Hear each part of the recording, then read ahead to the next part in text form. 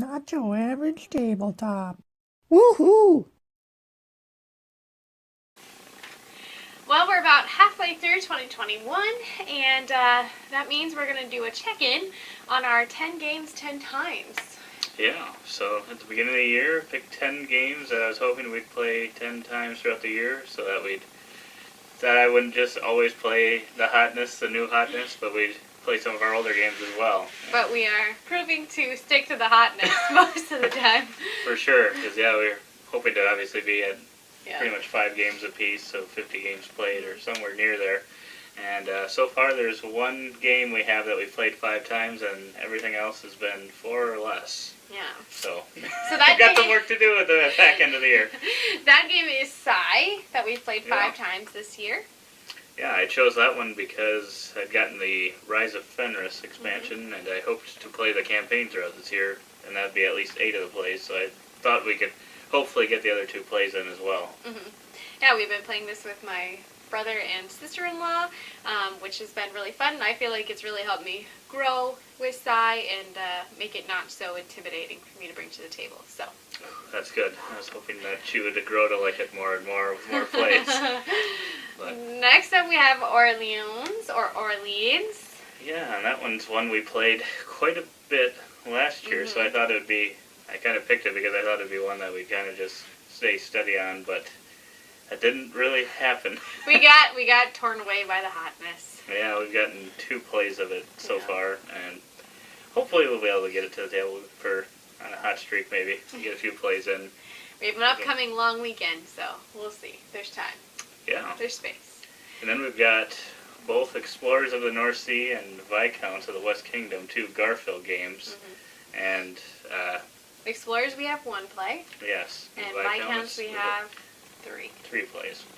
Which Explorers I picked because you had just got an expansion for Christmas, and it's sort of 2 plays because we played the one right before. We're not technically right counting before it the end of the year. It's not in 2021. Right, and that's one of your favorite of the Garfield games, and so It I thought is my favorite Garfield game. So I thought we'd maybe be able to get that one to the table more, and I'd be able to convince you to play that Well, one. we've been distracted by a different Garfield game.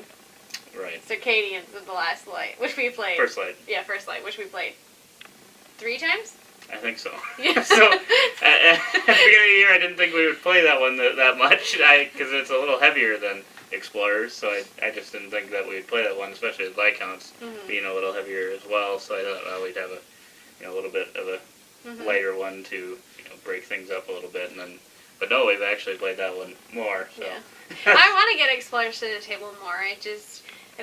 It's hard because I feel like you don't like it as much as I do, so then we kind of defer to something else, even though I know you're willing to play it because it's on the 10 by 10. So I should really take advantage of this, because after this you probably won't want to play it for quite a while. I'll still play it. But then, and then Viscounts, we've played 3 times, and I think that's still a newer one to both of us, and I think the reason that one's not been played as much is there's just a couple things in it that make it a little bit difficult to remember how to play, sort of. Just some of the bonus things, but otherwise I really like the game. Yeah, I like it too, and I think it's probably the red side, probably going to be either my favorite or kind of in there with Architects. So I want to play that one more just because I want to solidify, how to play it. So we'll try and get that one some more. Yeah, but maybe next year we just do a category Garfield games. There's already 2 on the list. Right, but that way we can maybe have a few more than 1 and 3 plays by the mid-year point. I see what you mean. If we were to do it next year. Well, next up is our second most played game, one of the second most, and that is one of Zach's favorites, Bunny Kingdom, which we got an expansion for this year. Right, and that's why I was hoping we'd play that one a lot more as well. And I'd liked it even before the expansion, so I thought even if the expansion wasn't great, we'd still be able to play it quite a bit. Yeah. And that just hasn't, it sort of happened. We played it more than the other games, so I think that says something. Right, yeah. It's not way behind. Yeah. And I think only like 2 or 3 of those games were actually with the expansion. I think 1 at least was without the expansion. After that, we've got 2 woodland-themed games. That is true, with the first one being Root, which the reason I added it to the list was I was hoping to get to play it a little bit more after buying the games. I think we've only played it like once, maybe twice. 2 times, I guess. I played it twice. Overall. I think you might have played it one more time. Probably. So, I was hoping to get it to the table a little bit more, and it is a tough one to get played at 2-player, and so I can kind of see that, but the 4 plays we have of it are all solo plays on the app by me. Well, we're going to need something else to play once we finish Fenris, which we're going at a good pace, and we have game night tomorrow, so we'll be one step closer. It's true. For size. So maybe that'll take over as the game night thing. At least maybe once or twice. Yeah. Get a couple more of those plays and actually get it played. I think I might have to make it a goal for next year to really play the factions. Move that over to next That year. one's just kind of not my style. But one that I am really enjoying is the other woodland-themed game that we have, and that is Everdell. Which also has 4 plays, but 2 of those are solo. Yeah. Of me versus the rugwort, whatever. Oh. So, but yeah, otherwise I've really enjoyed it. I don't know, still not sure. Do you really enjoy it that much, or is it kind of? I would say I was intimidated the first 2 times I've played it, and I think the third time now I'm finally getting a hang of like, hey, you want this one because it'll link you to this one, and then that'll give you this, and so I'm getting used to that. I am still not a fan of like the limited worker placement in the game, like It grows throughout the game. It grows, but I'm not good at managing that stuff, so I'm still learning how to do that. So it is one that I do like more, though, of our newer games. Yeah, and I think the reason I wanted this one on there was to try it out multiple times to kind of, because I think it is one that with the way some of the cards work and stuff, I think you do have to play it a few times because you could potentially play even a couple games of it and not see all the cards and kind of how they score, what they do exactly. Well, and I'd really like to get a good base feel for it because we have the expansion, the Spirecrest expansion, and so I'm really just trying to get a baseline that way. When we add an expansion, it's not like you're rocking my world completely. Right. So. But you're ready for those animals with the saddles on them, so. Yeah. Woo! What do we got after that? Yeah, next we have Lanterns, the Harvest Festival, which is a long-time game in our collection, one that Zach brought home early. It's one of the prettiest games I think we have, one that I love to play, 2-player, 4-player, I think it's great. And it's gotten to the table 3 times. Yeah, that's, I guess I maybe expected a few more, but I think this was another one kind of like Orleans that I figured just throughout the year we'd get to playing it several times at least, and then this was a good way to push it to play it just a few more extra times. Yeah, I think this one had fallen to like, oh, we'll just take it off the shelf, when we're kind of just feeling it, and now it's kind of like, it is a great game. I don't know why we don't play it more often, so. Last 2 on the list, we have got 3 plays and a 2-play. Right, so one of 3 plays is Welcome to the Flippin' Right. Your Perfect Home. Yes, Welcome to Your Perfect Home. I think there's like a Welcome to Las Vegas or something. That's true.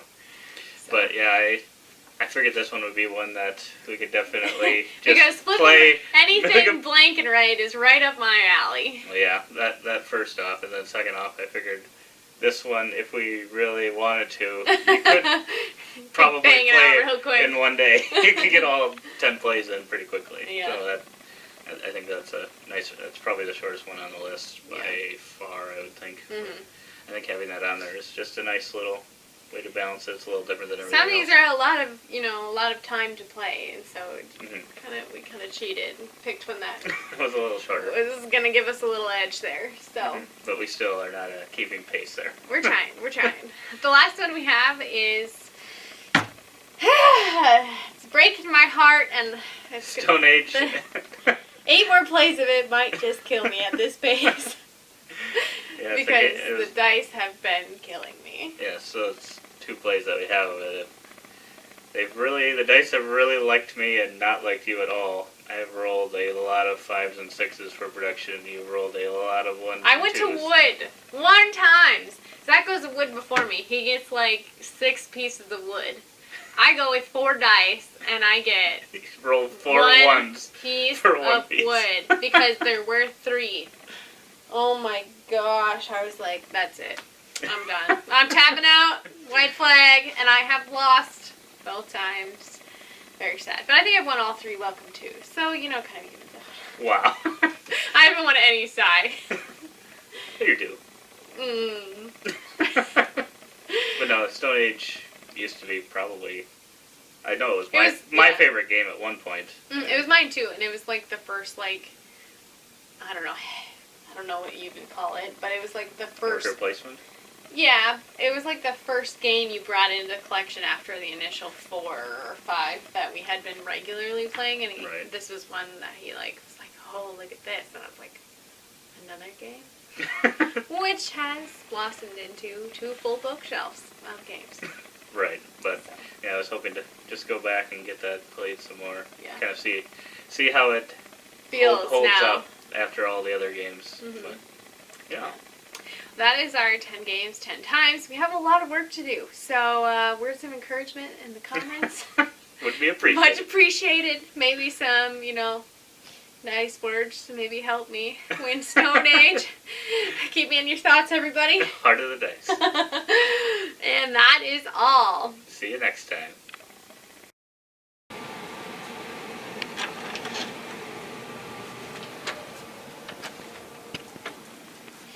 What have you been up to?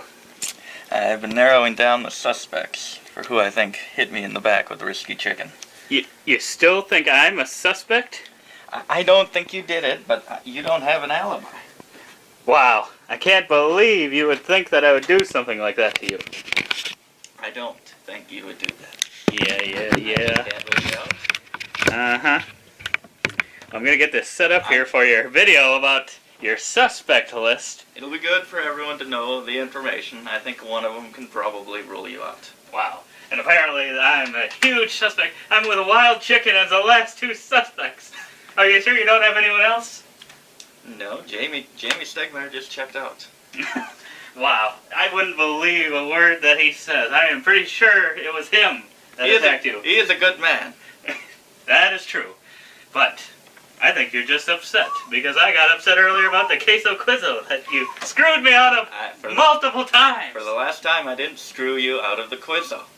You lost. You twice. Did. You lost the tiebreaker. That didn't even happen because you lost the game. You just knew. If I became champion, it was never coming off me and you were going to have to do all of them. Oh, sure. Yeah. You're just mad that I hosted better than you. Wow. You're never going to figure out who done it. Oh, well, I'm going to find out. You're not going to find out. Because it was me! Yeah, it was me. You might have had me as one of the final 2, and it was me. It was not Wild Chicken. And I'm going to challenge you next month to a 1-hour queso quizzo #1 contendership, and the winner will take on MaK, and will be the reigning champion if they're able to win. Oh my gosh, he's trying to accept it, but he can't. This month on MaK Attacks, I'll be looking at the game. Oh, no. Dwellings of Eldervale. How original, boys.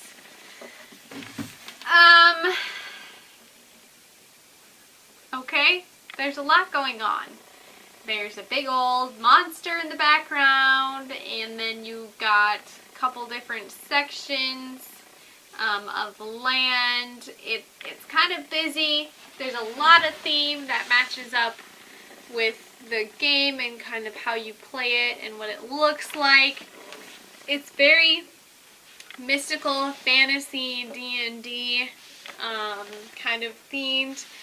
Interestingly, around the edges are different monsters from the game, which I think is a really nice touch. You can see them all. I think there's either just about one from every color. I think the yellow might be missing, but yeah, it's pretty, I mean, it's not simple, but it definitely just reflects exactly what the game is, which is good. Coolly, on the inside of the box, they have this little dragon piece here, which I thought was just a neat kind of inside little egg, Easter egg. So, I think for what the game is, the box cover definitely accurately describes what the game is going to be. I think the artwork is great for what it is. It's a little busy, but so is this game and everything about it. So those are my thoughts on Dwellings of Eldervale. It's phenomenal! Some people. In this month's Left-Handed Strategy, I'm going to be talking about the game Bunny Kingdom. In Bunny Kingdom, you're drafting many cards throughout the games. The ones I like to focus on are some of the parchment cards to try to score a bunch of points at the end of the game, and also the luxury good cards, because those will help you multiply your points significantly throughout the game. Because you're trying to get as many different resources as possible, that's really the way to score a ton of points in this game. Otherwise, a different strategy you could use, I've never used it, is that you could try to just put as many bunnies out on the board as possible and see how they multiply. We'll see you next month. In this segment, we're going to be talking about our first impressions of After the Empire. So what were you expecting out of this game, or what kind of were you thinking, or what made you want to play this game? Well, we originally, first time I saw this game, that was a Dice Tower playthrough, and then a review, which really, really got me excited for this game. Seeing that tower defense, defending your castle, really intrigued me, and so I knew this was a game that we had to have. So my expectations were pretty high going into this, probably expecting it to be around a 9 or 10 for me. Oh, wow, that is quite high. And yeah, I had very similar expectations. I love the, what'd you say? Like the tower defense. Tower defense. Yeah. I love the balloons tower defense games. Yeah. And I wanted something that kind of felt like that, but in a board game. And I know it's just really hard to do in a board game versus a video game type format. But yeah, when I saw this, at first, I think when I saw it on there, I wasn't 100% sure if it was something that I would really like or not. But then, I believe, the Dice Tower had said some good things about it, and they were relaunching on GameFound, I believe. Yes. Yep. So I was debating getting it then, but surprisingly, someone else had ordered one of the first round ones. I show up and I'm like, maybe you shouldn't back that. Right. So we did end up getting to play it. So yeah, I think going into it, I had really high expectations as well. I was hoping 9 or 10. Just look at that epic cover. Right, and to go along with that tower defense was the worker placement, which is one of my favorite things, or one of my favorite mechanisms in any games. So yeah, I was expecting very high things from this game. Yeah. Did it live up to it? It did. It lived up to it. I really like how this game works. I love the little bit of worker placement. I mean, it's a lot of worker placement. Yeah. But it doesn't feel like that takes over the game, where some games that will combine worker placement with something, it still feels like a worker placement game with something tacked on. You could maybe say that about this, but I think there's enough of the tower defense part of it. I think that really demands your attention. Right. But yeah, using the worker placement is kind of how you get things done in the game. Yeah. But the tower defense part of it just feels so satisfying, trying to defend your different walls, and oh boy, I just really love the game. Yeah, same thoughts from me. This totally lived up to my very high expectations. Like you said, the worker placement, and I expected to just get completely whooped going into the first game, it to be really, really tight, but I was surprised at how much I was actually able to build up my castle. Right. So you don't have many workers to start the game, and you're just trying to build up as quickly as possible, so that because the rounds as they go on, it does ramp up quite quickly. I mean, the game does. If there's anything about the game, it might go on a little long sometimes, sort of. I don't think it's insanely long where I feel like I spend an hour extra than I want to, but I think it just is getting near the point where, to me, that it might be getting on just a little too long sometimes. I could see that. I didn't see a problem with it though. Mhm. Seemed a good time for me. Okay. And this is not even mentioning the great components. That's true. Those tower pieces are really, really nice. And we don't even have the upgraded resource cubes yet. I liked it so much that I went onto GameFound and got some add-ons for those extra resources. Yeah, so hopefully that'll make it even better. I know some of them kind of, right now the wooden cubes don't, all of them don't fit necessarily in those pieces, but yeah, overall the whole production of the castle is awesome, which, isn't even the top-notch thing, part of it, but yeah, it's really, really nice. The whole production of it is pretty awesome. Yeah. So what we have 2 plays of this? 2 plays, yep. So we've only played it a couple times, and those are our thoughts so far. I think I give it right now an 8.5 or 9 out of 10. I think it can still go up. It's just I don't want to get too high on the hype train, after just a couple plays, but it's very high.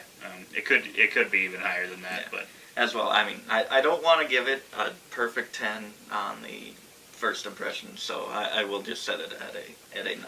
But I definitely think it could climb, even though that's pretty much the max right. as it is. Right. So this is a game that I would definitely recommend checking out if tower defense game sounds like something that you're interested in. I think this one does it really well. I'm not sure if I've tried looking. I'm not sure if there's any other great ones out there. Yeah, it's like you said, it's really hard to capture that. Yeah, for sure. So, we definitely recommend this game. I think I can speak for you as well. Yes. So, check it out. After the Empire. Today we're looking back and looking forward at some of the videos that we've released and some that we plan to release. So in this last month we released several videos, a few unboxings of the Bunny Kingdom expansion in the sky, Maracaibo, Suburbia Collector's Edition, Honey Buzz, and we also had 4 videos for a playthrough, a rules recipe, a quick bite, and a chippy review for the Fox in the Forest duet. We also had a queso quizzo and our predictions for the Dice Tower Awards. So check out those and see kind of what you think, if we are right on par with what game should win the awards or if we are totally wrong. Then, if we're looking forward, we're going to be doing our top 50 games of all time in July, so that'll be 5 separate videos. And also, along with that, we'll be doing our first ever giveaway of Everdell. So hit the subscribe button to see that video. It should be up pretty shortly. Otherwise, we'll probably have some more unboxings and another chippy and queso quizzo. That was this month's Look Back and Look Forward.